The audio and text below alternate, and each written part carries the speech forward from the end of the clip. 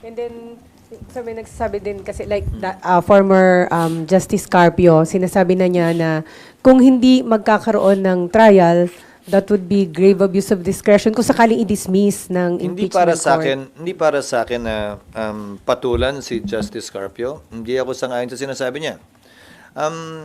If we're talking presidents, nasan siya ba't hindi siya nagreklamo nung dinismiss ng Senado yung impeachment complaint laban kay Mercy Gutierrez nang hindi kinoconvene ng impeachment court? There is that precedent done by the Senate. Hindi ko sinasabing tama yan. Pero ginawa na yun ng Senado noon. Nasaan siya nung nagreklamo? Ba't hindi siya nagreklamo noon? Tulad ng kasing sigasig ng pagrereklamo niya ngayon. Ano? Baka sitting justice or judge pa siya at that time. Hindi lang siya, pati yung iba siguro.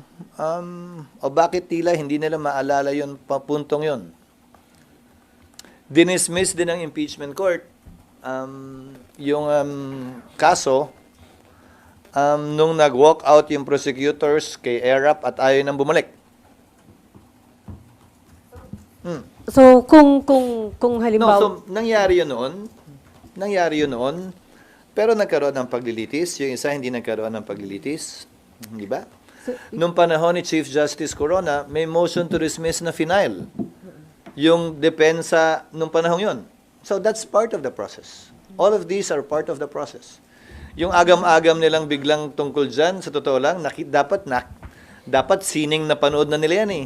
Di ba? Nakita na natin yan nangyari sa kasaysayan eh. At walang dahilan, para sa akin na magbigay sila ng duda, maliban na lamang kung init na init sila, na magkaroon na agad ng trial sa lalong madaling panahon base sa kagustuhan nila.